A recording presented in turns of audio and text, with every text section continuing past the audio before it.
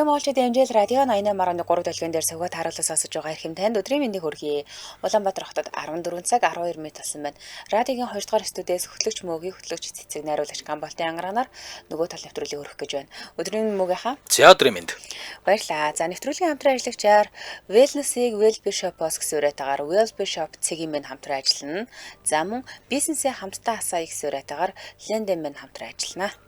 За ингээд нөгөө тал нэвтрүүлэг 7 хоног болгоны даваа гарагийг сансар судлал одон орон гэдэг сэдвээр танд хүргэдэг.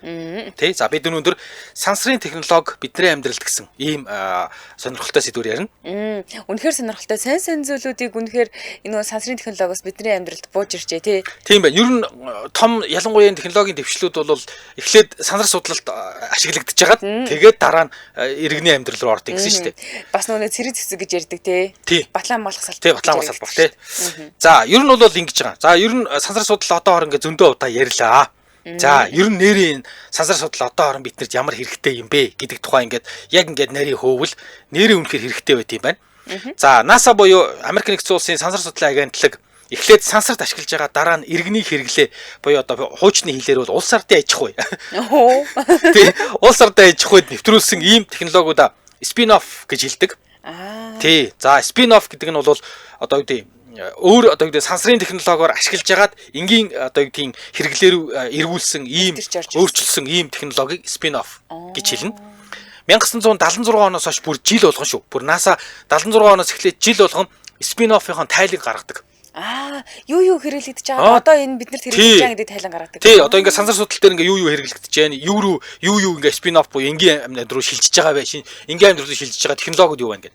За ингээ сүүлийн 50 шахам жилд сансрын судалгаанаас үүссэн. Өөрөөр хэлбэл NASA болон сансрын агентлагуудын төсөв хөрөнгө оруулалтаар анх үүсгэн бий болоод зохион бүтээгдээд за ингээ сансарт ашиглагдаад, судлагдаад туршилтынхаа хугацаанд илүү сайжирч хөгжөөд за ингээд өдөр тутмын иргэний буюу энгийн амьдрал руу орж байгаа арилжааны бүтээгдэхүүнүүдийг танилцуулт юм байна. Одоогоор нэг 2000 гаруй spin-off технологи байдаг гин. Баг ихэнхийн сансарт бүтээгээд сансар судлал зориулж бүтээгээд бид нар ашиглаад байд юм яа тийм ч тоо. 2000 гаруй үжтэй төсөөлөөг юм байна. Тий. Энд чинь тэгээд эн чинь энээсээ гадна дахиад магадгүй батлан салвар гэж байгаа шүү дээ. Тусдаа. Тэгээд зэрэг технологи гэдэг. Тэндээс чинь бас чухал юмнууд орж ирсэн юм билээ шүү. За тэгэхээр бид нар өнөөдөр эднэрээс сор болсон бүтээгдэхүүнийг буюу одоо нөгөө чухал гэснээ гэдэг юм. За бас өөртөө хамгийн ойр гэсэн технологиудыг танилцуулж эхэлнэ. За нэгдүгээрх нь GPS гэж бид нар сүүлийн үед ярьж байсан байшаал тогтоох үйлчилгээ гэдэг Global Positioning System гэж нэрлэдэг юм л да. За анх Америк нэгдсэн улс 1978 онд батлан малгах зориулалтаар ийм нэг хиймэл дагуулаас байшаал тогтоох систем нэвтрүүлсэн юм байна. Энэ одоо бас нэг батлан магаас орж ирж байгаа бас нэг жишээ гэж хэлж болно шүү дээ. Зөвхөн цэргийн зориулалтаар туршиж ашигладаг байжээ. 1978 он. Гэтэ бид нар GPS-ийг саяхнаас л ярьдаг болсон шүү дээ бүх нийтээрээ тий. Гэтэл бүр айл 1978 онд ингээд туршигдчихсэн зүйл хэлээ. Тэгээд 1995 онд ингэсэн юм байна. Ер нь яг ингээд энэ зүйл бүрэн төгс ажилдаг юм систем боллоо гэсэн үедээ иргэний зориулалтаар буюу одоо энгийн хэрэглээнд үн төлбөргөө нэвтрүүлсэн. За. Тийм. Онлын хувьд ингэдэг гинэ тойрог замд 24 ийм хиймэл дагуул ажиллаж яхад дэлхийн бөмбөрцгийн одоо хааж задгаа тэнгэр дор байгаа биетийн координатыг 24 цагаар тодорхойлох боломжтой байгаа. За. Онлын хувьд. За байршил тогтооход хамгийн багадаа 4 хиймэл дагуулын дохио орж ирэх юм бол байрлал болон тэр нөө өндөржилтийг нь ямар ч алдаа байхгүйгээр бид нар харж байгаа юм гинэ. Хамгийн багадаа 4 хиймэл дагуул. Одоо болохоор энэ GPS системийг 31 хиймэл дагуул ажиллаж байгаа юм байна. Тэгэхээр чи бүр айгүй олон тоогоор ажиллаж байгаа гэсэн үг. Тэгэд эдгээр хиймэл дагуулууд нь 12-аас 15 жил орчим ажиллах боломжтой байгаа гинэ одоо. Тэгэл ер нь бол ингээл хугацаанд дууслаа гэж үзэх юм бол ийм хугацаанд дууссан хиймэл дагуулуудыг шинэ хиймэл дагуулаар тухай бүрд нь ингээл солиол яваад идэм юм. За. Хамгийн анх одоо яг энэ нөгөө хиймэл дагуулуудыг хөргөж явахад тэднээ 7-аас 10 жилийн настай байсан юм байна л та. Ингээд тэгээд ашиглажингууд ингээд чагсаалтаас гараад тэгээд ингээд дахин солих шаардлагатай болдог. Одоо тэгсэн чинь харьцангуй нөгөө технологи сайжирсан учраас 15 жил хүртэл хэвээ ажилдаг болоод байгаа гинэ. За. За энэ GPS бол Америк нэгдсэн улсын армийн хэрэглээнд 1 метр дотор наривчлалтайгаар за энгийн иргэдийн хэрэглээнд бол нэг 5 метрээс хэтрэхгүйгээр ийм алдааны наривчлалтай дэлхийн хаач байсан байршил тогтоодог юм байна. Тэгэхээр айран бол илүү нарийн тогтоодог. Биднээс 5 дахин илүү наривчлалтай хэрэгэлдэг юм байна. GPS хэрэгэлдэг. Тэгээд энэ технологиг ашиглаж гиснээс хойш хүмүүс ер нь бол хөдөө гадаа явахдаа төөрхөө байсан. За утасны болон автомашиныхаа газрын зураг за тэрэн дээр тулгуурлаад такси үйлчилгээг GPS-ээр дуудаж байна. Бид нар одоо тий такси хүргэлтийг бас GPS-ээр дуудаж байна. За жолоодлоготой автомашин ашиглаад эхэлсэн. За удахгүй автомашин биш нисконгоц, усан онгоц, хөдөөчмөн техник технологиуд хаана яваа байршлыг бол GPS ашиглаж байна. Тэгээ сүүлийн үед юу яаж байгаа? Тракторууд ингээд нэг баг хүн жолоодох шаардлагагүй. Нэг юм газар хагалдаг тракторууд ингээд маршрут нь тодорхой байдаг учраас шууд маршрутыг хийгээд трактор асаага тавьчихдаг. Тэгээ нөгөөх нь ингээл яваал эргээл ингээд чи хүн ингээд суугаал ингээл гіврээд хар чин. Тэгээ тэрийг бол бүр маш нарийн ингээд маршрут нь гаргаж жагаад GPS-тэй холбоо тавьчихдаг юм. Тэгээ трактор нь өөрөө ингээл газар хагалцдаг. Тэгээд үрээ суулгачдаг, бордоогоо цацдаг, хороо цацдаг ийм болж байгаа юм байна. Амар юм а тий өвн. Тий. За тэгээд нөгөө нэг зэрлэг ангамтай хамгаалахад бол GPS төхөөрөм суулгаж чинь. Тийм шүү дээ. Нэр тоо толгойг нь хянахад ч гэсэн юу яадаг. Тэгээ нүүдлийг нь судлахад ч гэсэн.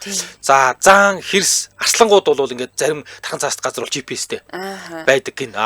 Монголд болохоор юу гэдэг юм биш. Тул загсанд суулгадаг гин GPS. Тэгээ сонсож байсан. Тий, тулыг ховорддог. Тэгээд юу учраас тэгээд ерөн зүгээр яг ингээд батлагдаагүй ч гэсэн хүмүүсийг ошгоруулж ингээд хошигнж ярьдаг нь нэг хүн хаа байсан шишгэд дархтын хотгор бахада шишгэд гээд голоос нэрэ бүр тийм гэсэн дархад тэр юуны өсгөлийн нилээ хойшоо байдаг. Тий одоо дархтын тайгабын тэр шишгэд гэж голоос тул бариад гэртээсэн чи оройн цагтаа GPS-ийн ороод ирсэн гэлээгээд зүгээр юм хошин яриач хүртэл байдаг гинэ. Хошин гэснээс одоо тэр нөгөө эхнэр нөхрөө би нэгэ тагнаад байгаа аппликейшн чи бас GPS эзтэй тий. Тий тэр чи ингээд суулгадаг гэж байгаа байхгүй. Тий уцанд нь суулгацдаг тий. Тэгээд хэрвээ баригдвал тэр чин бүр юу юм гэсэн хуулийн том хариуцлага хүлээн. Эхнэр нөхөр нь хамаагүй.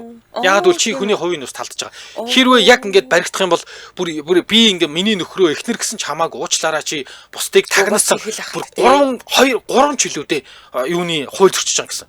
Хүний хувийн ус талдаж байгаа. Дээрээс нь хүнийг нууцаар тагнж мөрдөгч юм бол бүр амар том хуулийн хариуцлага.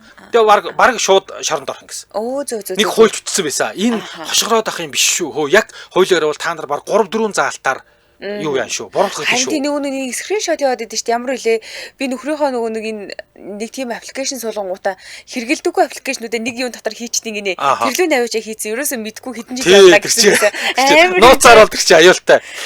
Яг ингээ нөгөө нэг хүүхдүүдээ хянах мянах мэдж байгаа тохиолдолд GPS өгдөг штэ. Тэр нөгөө нэг юм tag гэдэг нэг юм байгаа даа штэ.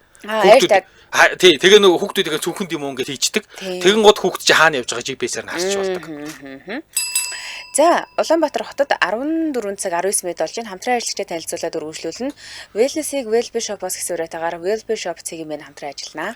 За, энэ Wellness-ийг Wellbe Shop-оос гэдэг энэ өөрөө юу гэсэн үг вэ гэхээр одоо олон талын утгатай. За, мэдээж эрүүл байна гэдэг бол wellness те. Одоо эрүүл байна, wellness. За, гоо сайхан байна гэдэг нь бол бас wellness гэдэг үгээр хэрэгэлдэг юм байна. Сайхан толгор эрүүл арьстай байна гэвэл wellness гэж хэлдэг юм байна. Тэгээ энэ бүх одоо юу гэдэг нь толгор сайхан арьстай байх, эрүүл байх, гоо сайхан байх энэ бүхнийг Wellbe Shop-аас авах юм байна. Тий, одоо сүүлийн үед нөгөө хоолтон дээр хүртэл wellness гэж яриад байгаа шүү дээ. Эрүүл хоолтыг чинь wellness гэж яриад байгаа. Тэгэхээр ерөөсөө эрүүл сайхан цогц байхыг л тэр чигээр нь wellness гэж ойлгочих жаална л доо.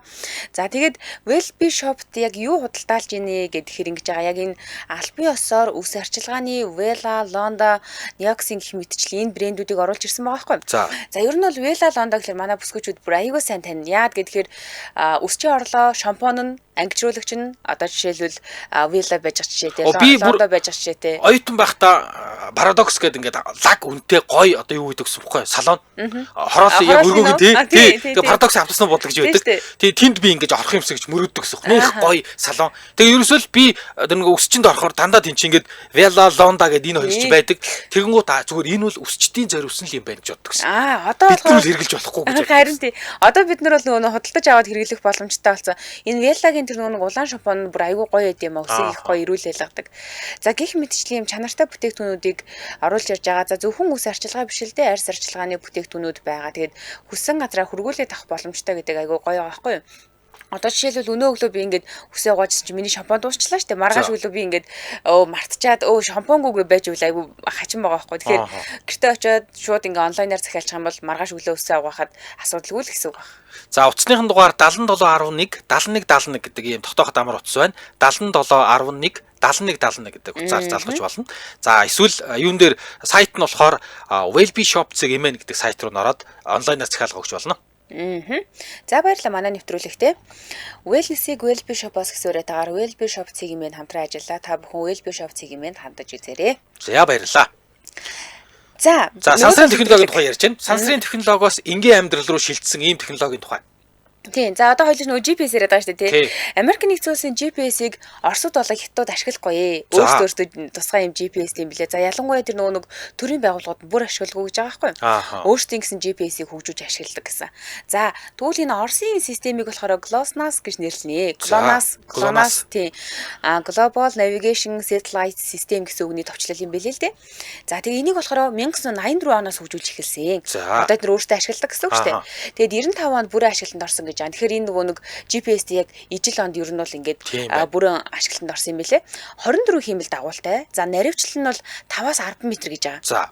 Тэгэд Оросын нутаг дэвсгэр бүр илүү сайн наривчлалтай заах юм байна л да. Эдгээр өөрсдөө хөгжүүлж байгаа учраас. За. Харин Хятадынхыг болохоор Beidou гэж нэрлэдэг гинэ. За. Хамгийн доод нь 35 хиймэл дагуулууд байна гэж. Тэгэхээр одоо ер нь бол Хятадынхан энэ хиймэл дагуулаараа тоогоороо тэргүүлж яхана шүү дээ. Айгуу сайн доктортой ажилладаг гэж байгаа. Тэгээ 2000 оноос хөгжүүлж эхлээд 2020 онд бүрэн ашиглалтанд орсон. Бүр айгуу харьцангуй сүүлд орсон байгаа. За. Тэгээ дэлхийн аль ч цэг дээр 2-5 метрийн наривчлалтай. Яа, Оросуудынхаас илүү. Илүү сайн наривчлалтай гэсэн. Ер нь нэг олон хиймэл дагуултай юм байна тий. Ер нь 35 гэж байгаа чинь. Айгуу сайн гэсэн үг. Тэгээд Хятад дотор болон тэр нөгөө Азийн бүсэд илүү наривчлалтай гэж. Хятад руу ерөөсөө явж байгаа хүмүүс энэ нөгөө энийг л ашигладаг гэсэн. Амар сайн наривчлалтай заадаг. Үнцэг болон бүр дэлгүүр мэлгүүр юу вэ тий тэр болгоныг айгуу сайн заадаг гэсэн.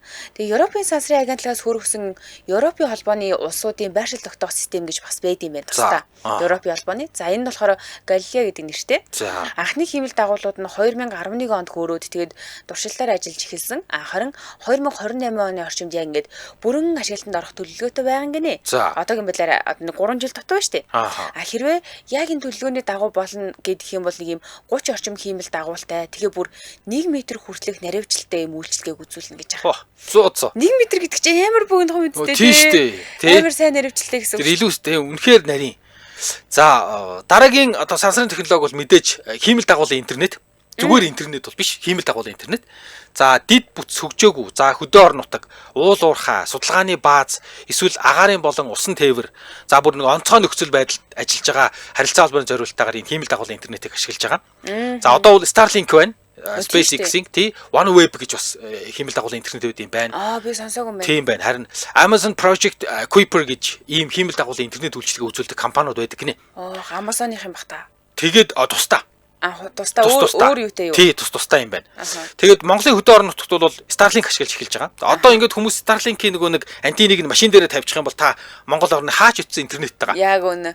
Аялал бүр үнэхээр супер юм шиг л шүү дээ. Тий, тэгж байгаа юм байна. Тэгээд ер нь бол энэ хиймэл дагуулын интернет бол анх сансрын технологи болж гарч ирсэн. Зөв. За одоо 3 дугаарх нь юу вэ? Бидний амьдралын сансрын технологиос юу орж ирсэн гэхээр хиймэл дагуул ашиглаад цаг уур амьсгал байгаль орчны хяналт хийдэг болсон юм байна л да.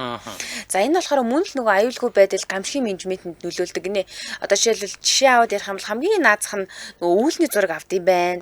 Тэнд явж байгаа үйл тэдэн цагийн дараа тэнд одоо бороо олж орно шүү гэл. Бид нар нөгөө цаг агарын мэдээллийг чи яг энэ одоо технологиор хардаг байх нь шүү дээ. Тийм байна. Тийм байна. Тэгээд дахлан шуурга болох ч нөө эсвэл нөгөө нэг хуйсэл хүүслээ гэл ингээ 24 цагаар харж хэмжиж юм байл л дээ. Энэ зориултын маш олон хиймэл дагуулууд байгаа гинэ.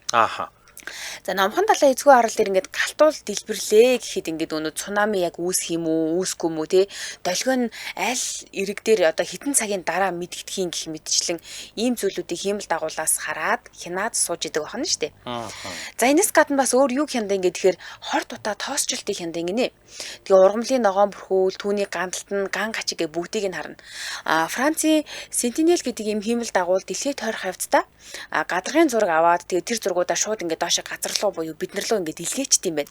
Тэгээ ямар ч үн төлбөргүй энийг нь 24 цагаар харж болдог. За тэгэнгүүт манай нөгөө манай Монголын ус цагуур орчны шинжилгээний хүрээлэн гэж байгаа шүү дээ тийм ээ.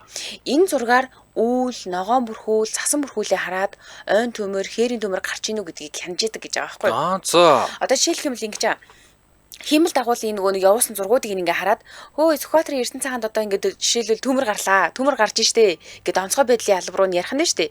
Тэгмүүд онцгой байдал нь яг нөгөө орон нутгийн онцгой руугаа яриад цаанчаа гал гарсан байна очиж шалга гэж хэлдэг юм байна. Одоо жишээлбэл бүх бүс нутгаар ингээд нөгөө хүмүүс тархаж суугаад гал гарч байгааг мэдэх боломжгүй штэ. Одоо орон нутгийн иргэдээс мэдээлэх боломжгүй үед онцгой байдлын алба мдээгүй сууж иж болохгүй. Харин энэ болгоныг яг тэр нөгөө хиймэл дагуулаас ирсэн зургаар хардаг байх нь. За тэгвэл дараагийнх нь хөдөө аж ахуй гэж байгаа юм. Хөдөө аж ахуйд ашиглана энэ хиймэл дагуулыг. За хиймэл дагуулын зураг ашиглаад хөрсний чигийг бүр азотын агуулмжийг хүртэл тодорхойлдог. За тэгээ ер нь нэг усалгаа оновчтой байна уу, бордоо хэрэгцээ шаардлагатай байна уу гэдгийг газар тариалан хөдөө аж ахуйд айгуу сайн хиймэл дагуулын зурагаас харддаг юм байна. Тэр үедээ л ургацын болцыг хүртэл сансраас ингээд хянаад ургац ер нь бол болж гэн, ургацаа хураах болж гэн, хураахгүй гэдэг ийм таамаглалыг зурагнаас нь гарчдаг юм. Гэхдээ яг ингээд хиймэл дагуулыг ашиглах юм бол бид нар ургацаа алдна гэдэг боломж харьцангуй гайгүй болж байгаа юм шүү дээ. Одоо өмнө чинь ингээд нөгөө хянах боломжгүй байсан учраас ургацаа алдаал амар хэцүү байдаг байсан шүү дээ. Одоо ч тэгтэл нөгөө нэгдүгээр болцыг нь хянчиж гин, хоёрдугаарт гал төмөр гэл янз бүрийн аюулаас сэргийлж байгаа. Энд амар хэрэгтэй технологи байна. Тий. Тэгээд юу байсан? NASA-гийнх нэг удаа бүр ингээд нэг юм наргаа болгоод. За, Амазоны шугууд, Амазоны ширэнгийн шугууд шүү. Амазоны ширэнгийн шугууд хідэн навч байна вэ? Хэдийн ширхэг навч байна вэ? Тоолж чадахгүй гэсэн юм байна. За тоолъё гэд. За ингэсэн юу байсан? Бүх навчийг ширхэг үрчлэн тоолоогүй. Гэхдээ мэдээж одоо юу гэдэг юу байсан? Амазоны шугуун моддыг хиймэл дагуулаар тоолцсон гинэ. Амазоны шугууд хичнээн мод байна. За ингээд хиймэл дагуулын судалгаагаар Амазоны шугууд 16 мянган төрөл зүйлийн 390 тэрбум мод байна гэж гарсан. За 390 тэрбум мод гарсан. Нэг модонд дунджаар нэг 2000 навчтай гэж үзвэл 390 тэрбумыг үржих нь 200 мянга навч. За ингэнгууд 78 квадриллион. Одоо нэг амар олон. Тий 78 квадриллион навч байгаа гэж тооцож гаргасан байна. 78 квадриллион гэдэг нь 78-ын ард 15 ширхэг тэг. 15. 15 тэгтэй 78 байх нь шүү дээ. Энийг квадриллион гэдэг гинэ. Гэхдээ бүр амар супер тооцоол хийх юм а тий. За ингээд энэ хиймэл дагуулын судалгаагаар нэг навч нэг ойролцоогоор 1-4 жил болж иж хагдардаг нөгөө халуун орон учраас жил болгон унаа манах шиг ингээл намар нь унаал хавар нь ургаад идэх юм байна. Тий ийм ингэж тооцоолсон баг. Бүр ингээд хиймэл дагуулаар ингэж юмыг нарийн одоо юу гэдгийг тооцож гаргаж ирж болно статик. Амрын тий. Нэг бодлоо жоох айжих цаа. За энэний дараагаар геолог хайгуул гэдэг нэг юм сэдв орж ирж байна л да. Одоо геологийн салбарт ашигладаг бахан. Хиймэл дагуулаас энэ нөгөө газрын геологийн тогтцыг нь харж болж байгаа. Тэгээд шугамн хагарал болон цагираг бүтэц хоёрын юм огтлцол дээр ашигт малтмалын орд газар байж болох таамаглалыг гаргах тийм гинэ. Энд чи хайгуу ийм одоо үр дүнтэй юм билий. Одоо жишээлх юм бол ийм оюутлахаг жишээ болгоод авч болж байна л да. 1980-ад оны үед ийм сансраас зургийг нь харж агаад энд асар их нөөцтэй тэсийн орд байх боломжтой гэд хэлсэн юм байна. Тэгээ очиод хайж агаад оюутлахаг олсон гэдэг. За мөн Эрдэнэт олон цагаан суургыг гэсэндээ яг ийм огтлцол дээр байсан гэдгээр нь хиймэл дагуулаас харж агаад бид нэр энэ ордыг олсон байх нэ. За. Би ч одоо ингээл газар ухаж явж байгаа л олчтой юм бодож штэ. Тэгсэн чинь бас энд хиймэл юг ашиглад юм байна. Хиймэл дагуулыг. За мөн газар дээрээс анзаарахдаггүй асар том тоогоо хагарал ан цавуудыг ийм хиймэл дагуулын зургаар тодорхойлдог гинэ. За. Одоо жишээлбэл 65 сая жилийн өмнө Мексикийн буланд дуусан Чиксолог гэдэг ийм солирын тоогоо хиймэл дагуулаас харж олсон гинэ. Тэрнээс ерөөсө хүний нүдээр мэддэхгүйсэн гинэ. Ижигээс амар том буюу 180 км диаметртэй юм тоогоо байгаа юм билээ л дээ. Тэгээд энийг газар дээр байгаа хүмүүс ерөөсө анзаардгүй ингэнэ. Тоогоо байна гэж. Харин хиймэл дагуулаас харангууд тэнд солир унсан тоогоо байх шиг байна гэд ингээд мэдээлэлээд тэнгүүд тент нь өрөмтлөг хийж үзсэн чи тийм байна. Солир мөн байна гэж тогтоосон байгаа байхгүй юу? Ингээд нөгөө динозаврууд яагаад гинт бүгдээ алга болсон юм бол гэж бид нар мэдэхгүй байгаадсэн шүү дээ, тий. Асар том солирын биет ирж дэлхийг мөргснөөс болоод цөмийн үл болоод тэгээ динозаврууд өгсөн юм байна гэж мэддэг болсон. Уухай бас. Тэгэхээр ийм ашигтай одоо ач холбогдолтой байх нь. За дараа нь энэ хиймэл дагуулын технологи дахиад бүр эрүүл мэнд эмнэлгийн салбар руу хүртэл нэвтэрсэн. Эрүүл мэндийн хяналтын зөөврийн төхөөрөмжүүдийг хэрэглээ нэвтрүүлсэн. Инхээр ерөн зүрхний мэдээж зүрхний цохилт хэмжиж जैन, цусны даралт хэмжиж जैन гэдэг ингээ нөгөө электрон төхөмж одоо бидний гар утсан шиг зүгээр утсан шиг гэсэн байгаа. Цаганд тий цагийн шингэсэн байгаа. Зүрхийн мэдрэгчтэй л тий. Энэ одоо ингээ нөгөө нэг пульс хэмжигч гэдэг юм уу энэ мэдрэгчүүд чинь анх NASA-гийн сансрын нисгч нарт байсан. Сансарт нисэж байгаа хүний одоо юу гэдэг нөгөө зүрхнийхэн цохилтыг ингээ газраас хянахын тулд тий ийм юу байсан байдаг. Тэгээд бүр зүрхний хиймэл хавхлага буюу бүр насоос зүрхний одоо хиймэл ингэж хавхлаг цохиоцсон байсан. Энэ бол зүрхний үйл ажиллагаанд дутагдaltaй хүмүүст хэрэгтэй гэж үзээд сансрын технологи ашиглаж байгаад энгийн ажиллагаанд нэвтрүүлсэн. Энэ ч нөгөө юуг нь зүрхийн автоматар цусан шахах гэдэг нь шүү дээ. Зүрхний ажиллагаа болсон үед шууд автоматар цусан шахах гэдэг. Тий. Тэгээд аслагдсан бүс нутагт хиймэл дагуулын систем ашиглаад одоо бол эмч нэртэй зөвлөлдөж байгаа. За сүүл рүүгээ бүр дэлхийн бөмбөрцгийн шал өөр байршилд байгаа эмч робот гар ашиглаад хагалгаа их боломжтой болж байгаа гинэ. Тийм гэснээр. Энэстэй сонирхолтой байсан тий. Тий. Магадгүй одоо юу гэдэг Америкаас нэг эмч одоо юу гэдэг энчээ ингээд нэг хүн өвчтөн робот гарны доор ингээд хөвтөж штэ. Тэгээ робот гарны доор тавьчихгоот нөгөө робот гарын Америкаас удирдаад нөгөө тий нөгөө эмччийг хагалгаа хийнэ. Тэгэхээр яалтч нөгөө робот удирдах чи одоо ингээд нөгөө мистасл хийж байгаа хүмүүсийн хамгийн давуу тал болж хөгжих гээд штэ тий. За тэгсэн ингэж хүнсний технологид бас энэ хиймэл дагуулын интернетийг ашигладаг гинэ. Хоолн дээр агиух яригдт юм билээ штэ. Тий одоо чинь сансрын ингэдэм байх. Хиймэл дагуулч шүү дээ зүгээр яг сансрын технологи л доо. Сансрын нөхцөлд туршигдсан ийм ургамлын төрлүүд илүү хурдан ургадаг. Хортон шавжид тэсвэртэй сорт болж гардаг юм гээд. Тэр чинь нөгөө одоо юу гэдэг сансарт ургуулахын тулд маш одоо юу гэдгийг диск чадвартай тэгээ хортон шавжинт тэсвэртэй ийм тусгай сорт болгож гаргаж авдаг. Энэ сорт бол маш бага ус зарцуулна. Яаж ус баг зарцуулах вэ? Тий, ийм судалгаа хийж ингэж тэр нөгөө нэг селекц хийж ургамлыг гаргаж авд юм байл да анх сансар тарих гэж байгаа гэд. За ингээд энэ ургамлуудыг байгаль цаг уурын хүнд нөхцөлд яаж ургах вэ гэдэг талаасаа ингэж селекц хийж юу хийж яагаад үржүүлж яагаад ингээд гаргаж авсан ургамлыгаа энгийн амьдрал дээр туршгаа нөгөөдүүлсэн маш сайн ургадаг. Усгүй одоо юу гэдэг хүнд хэцүү байгаль цаг уурын нөхцөл аюул сайн ургадаг юм байна. Тий, тэгээд бүр ингээд Монгол улс ч гэсэндээ гүрэгч байгааг сансарт нисгэд энэ төрлийн судалгааг тухайд айгүй идэвхтэй хийсэн гинэ. За. Тий, Монголд ургуулж одоо гэдэг байжуулсан чацрагны тосоор чацрагны тосоор баяжуулаад бяслаг, арц гэх мэт 5-6 төрлийн ийм идэ. За, гунан үхрийн махаар хийсэн борцны шүлийг тий борцны шүлийг гүрэгч байгууд нисгэгт нь одоо хэрэглэх гэж туршилтаар сансарт хэрэглүүлэх гэж өгсөн гинэ. Тий. Борц юу 20 айгүй алдартай, чацраг нь 20 айгүй алдартай шүү дээ тий. Энээс гадна бас бяслаг арц өвж явуулж исэн байх нэ. Тий, тэгэхээр ингээд сансарт муудахгүй байвал дэлхий дээр ч гэсэндээ яаж муудахгүйгээр хүнсийг удаан хадгалах вэ гэдэг туршилт эхлээд сансрын технологи дээр туршигдаад ингээд ингийн амьдрал руу бод юм байна.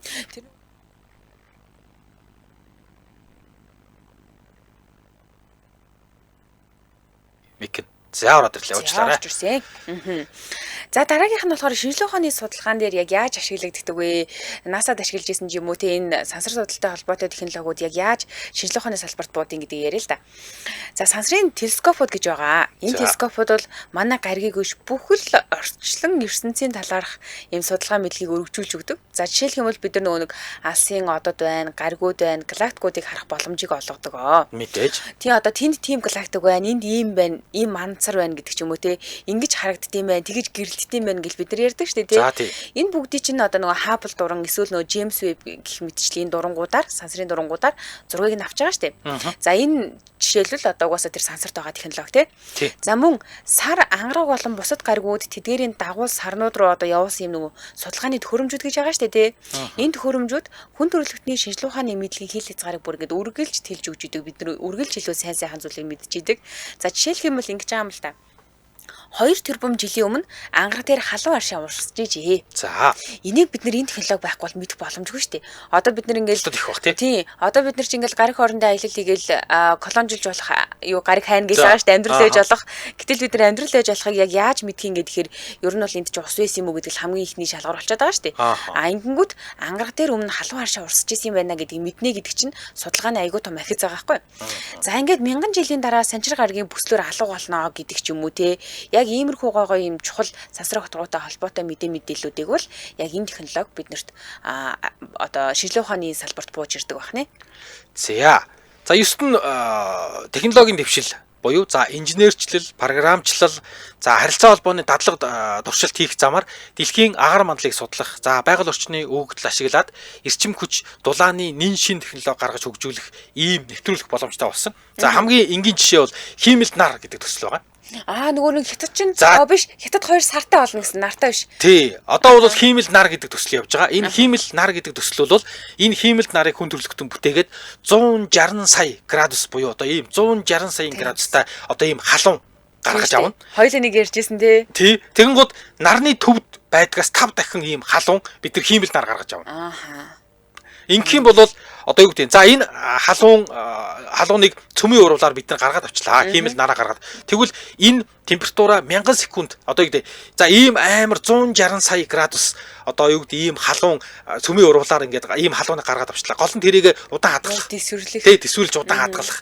Тэгэнгүүт тэрийг удаан хадгалах технологи шийдэж чадах юм бол энэ хүн төрөлхтний амьдралд бүр маш том эргэлт болно. За хэрвээ энийг шийдэж чадвал бид нар аюул багтаа дулаан эрчим хүчээ шийдэж байна. Тий, ямар ч юмтай асуудалгүй гэсэн үг шүү дээ. Ер нь бол тийм. Ер нь бол энэ утаа өнөр байхгүй. Бид нар тэгээд стрессгүй болно гэсэн үг. Тий, байхгүй болно гэсэн үг. Тий, тэгэхээр юусоо ингээд аюул багтаа утаа гаргадаггүй ийм дулааны маш том их үүсвэртэй болно. За, цахилгаан эрчим хүч гаргаж авах туршилтууд ч гэсэн эндээсээ цахилгаанаа авч авна. Тийм болохоор цахилгаан үйлдвэрлэх гэж дулаан үйлдвэрлэх гэж хүндрэлтэн ч маш их энерги зарцуулдаг. Тий, тэгэхээр энэ бүхэн хэмнэгдэн л гэсэн үг юм байна. Бидний хэрүүлэх шалтгаан нэгээр багаснаа л гэсэн үг. Тий. За дараагийнх нь газар зүйн зураглал хийхэд хиймэл дагуулын технологиг ашиглаж байгаа гинэ.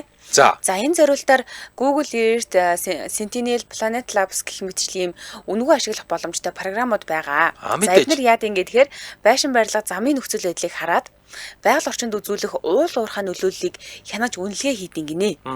За хот төлөвлөлтийг болохоор шууд энэ 3D загвараар харж байгаа. Тэгээд барилгуудын болон газрын өнгөн хөрсний өндөрчлөлтийн зураглалыг бас хийж үзүүлдэг. Энэ технологи бол сансраас бидний амьдрал дээр бууж ирсэн технологи.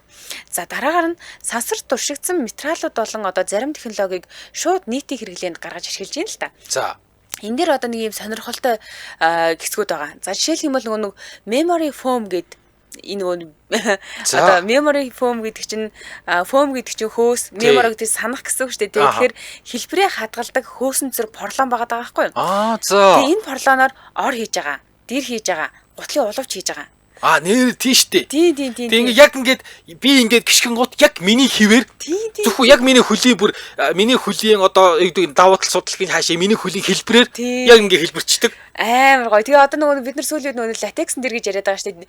Дэрлэнгүүт яг толгойн л хэлбэр гардаг. Өөр ерөөс энэ тэнд нь хэлбэр гардаггүй. Тийм. Тэгээд нөгөө нэг энэ юу хэлбэрээ хадгалцдаг хөөсөн зэр чинь өөр яг энэ нөгөө сансраас орж ирсэн юм байна. NASA дээр туршигдж агаад тэгээ одоо бидний амьдралд бууж ирж байгаа.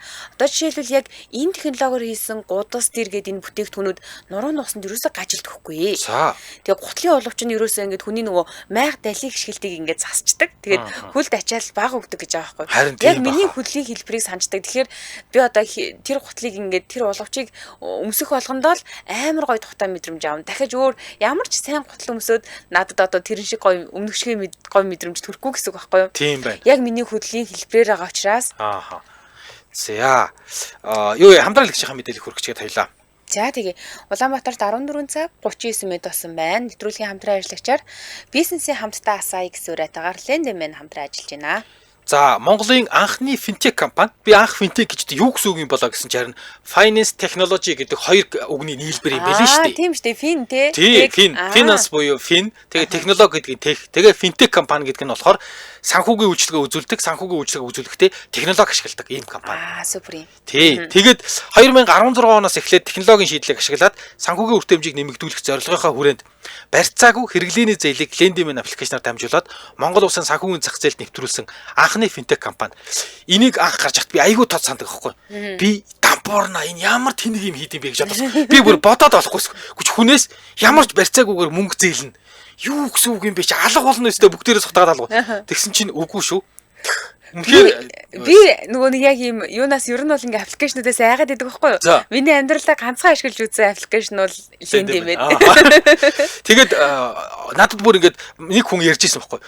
монголчуудын нилээд одоо юу гэдэг юм зүгээр магадгүй зүгээр ингээ хүмүүсийн хоорондын үл ойлголцлын баг 50% нь санхүүгийн нөгөө нэг юм үр зээл. Тийм шүү дээ. Тэгээ биенээсээ ингээ чи надаас нэг 10,000 төгрөг авчаад тэрийг өгөхгүй байх гэж нэгч одоо хэцүү болчиход шүү дээ. Тий, төвхтэй тий. Харин тэгээд би өөрөө хүнээс мөнгө зээлэх дурггүй. Би бас хүнээс надаас мөнгө асуухаар өгмөөргүй байдаг. Өгөхгүй чаддаг үү тий. Тэгээд тэр асуудлыг яг ингээд энэ шийдсэн. Одоо хүмүүс нэг үе ботход ингээд биенээсээ мөнгө зээлхэ болцсон шүү дээ. Тий ингээд нүрээ болцуулаад тэдэнд төгрөгөө зээлээч.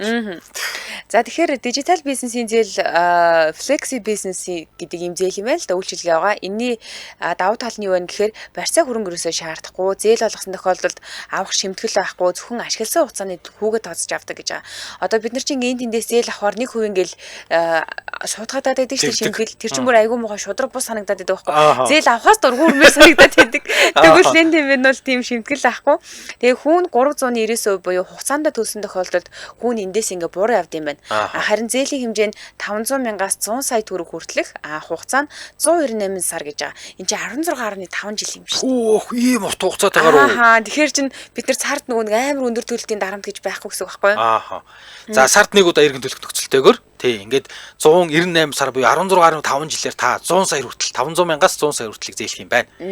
За лендименийг аппликейшнийг та эхлээд гар утсандаа татаад суулгачих хэрэгтэй баг тий. Тийм шүү дээ.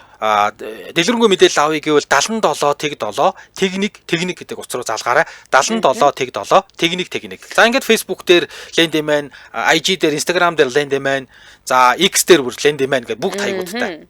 Тийм тэгээ ер нь бол ингээд нөгөө гар утсан дээр яаж суулгах уу нэ тэрэгэд мэдээлэл авахыг хүсэх юм шууд утас руу залгаад асууж хуу 77 тэг 7 техник гэсэн дугаараа энэ амархан аппликейшнийг татгаар болох юм бол энэ улбар шар өнгөтэй аппликейшн гэдэг тийм ээ. За бизнесийн хамттай асаая гэсэн уриатаагаар лендимен манай нэвтрүүлэгтээ хамтран ажиллалаа. Баярлалаа. За баярлалаа. За бид сансрын технологийн тухай ярьж байгаа. За бас нэг сансрын технологи бид нар мэддэггүй ч гэсэн анх одоо гэдэг уралдааны машины суудлыг уралдааны машины жолоочийн суудал маш тухтай байд юм байна л да.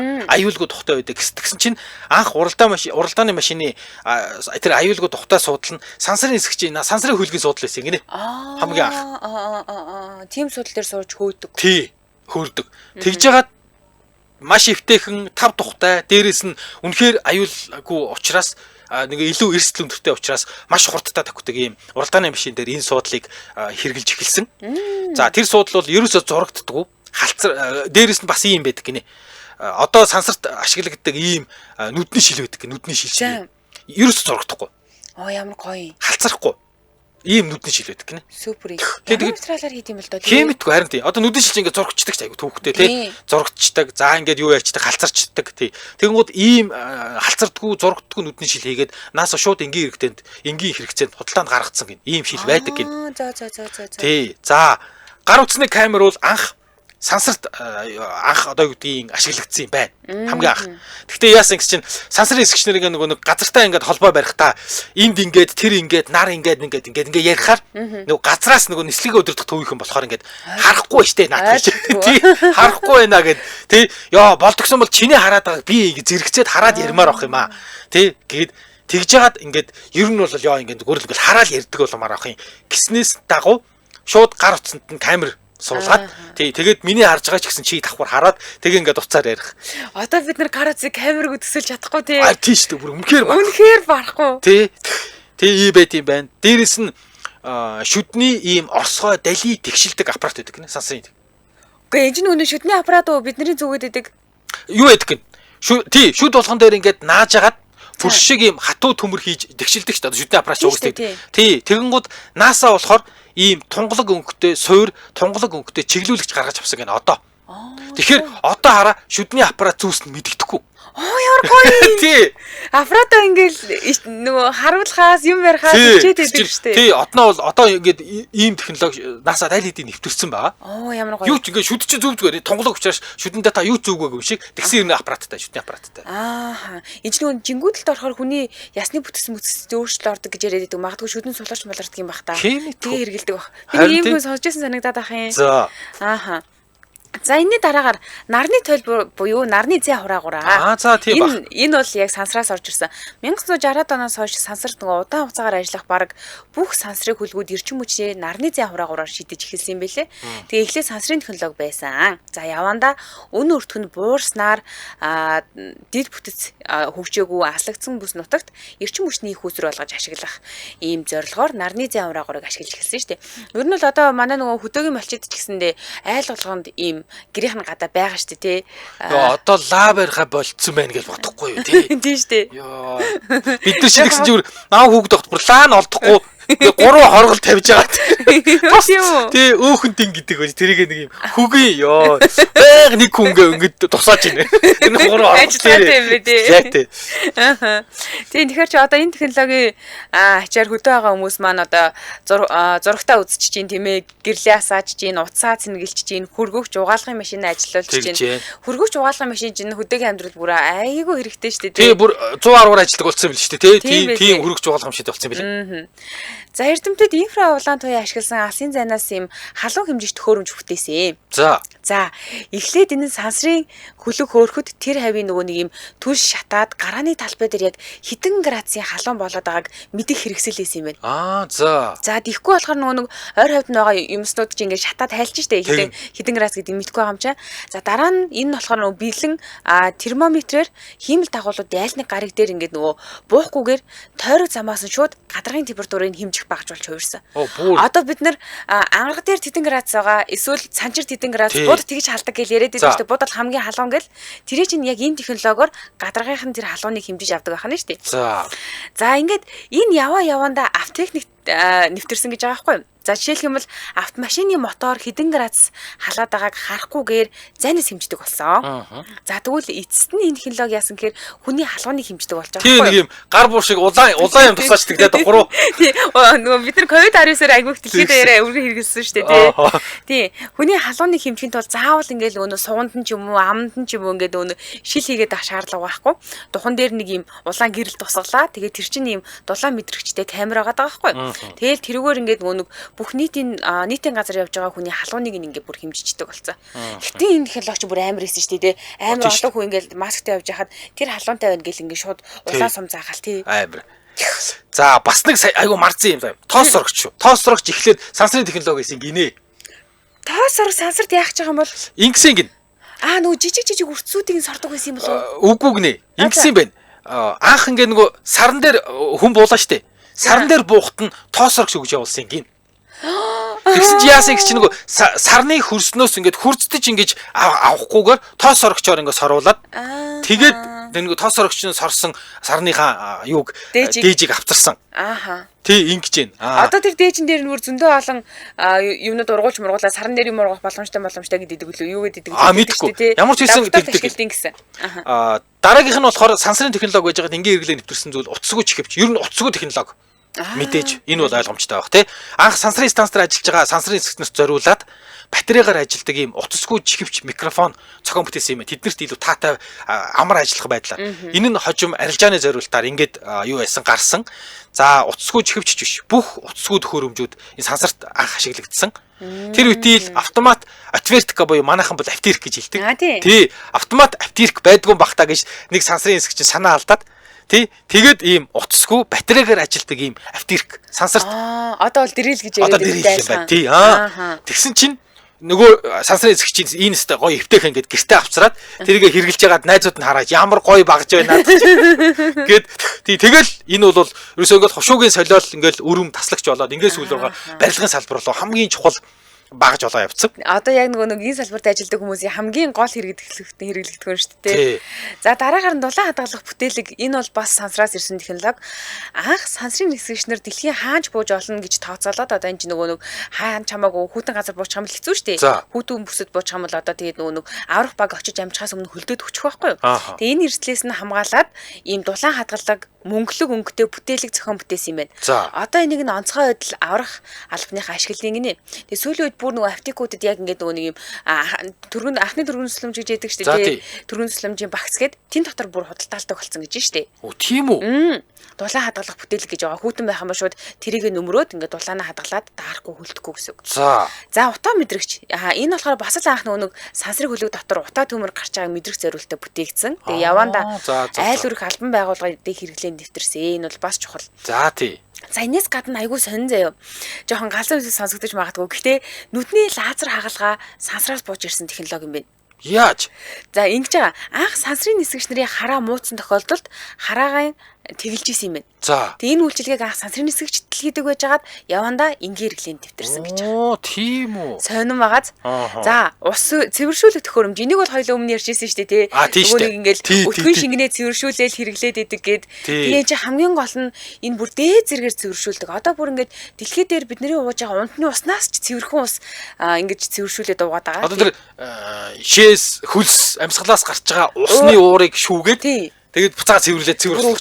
Өтгөнийг нь хүртэл шүүж байгаа штэ. Тийм үү? Амар байгаа зү. Тэгээ бидний ууж байгаа уснаа цэвэрхэн ус ууж байгааг бодохгүй юу? Тийм. Тэгэхээр энэ технологи бас ингээд энэ ус цэвэршүүлэх төхөөрөмж юунаас сансраас бууж ирсэн бидний амьдралд хэрэглэгдэж байгаа технологи юм байна. За энэ дүрээд нэвтрүүлгийн маань өндөрлөх цаг болсон. Манай нэвтрүүлэгтээ Wellness-ийг Wellbeer Shop-оос гэсэн урайтаагаар Wellbeer Shop цэгийн мэн хамтран ажилласан. За мөн бизнесийн хамтдаа сая гэсэн урайтаагаар Lending мэн хамтран ажилласан баярлалаа. Сонсогчдоо үргэлжлүүлээд 15 цагаас радио мэдээг үлээн сонсоорой. 15 цаг 10 минутаас элдв шипийн нэвтрүүлгээрээ эргээд уулзъя. Баярлалаа мөгөх. За баярлалаа.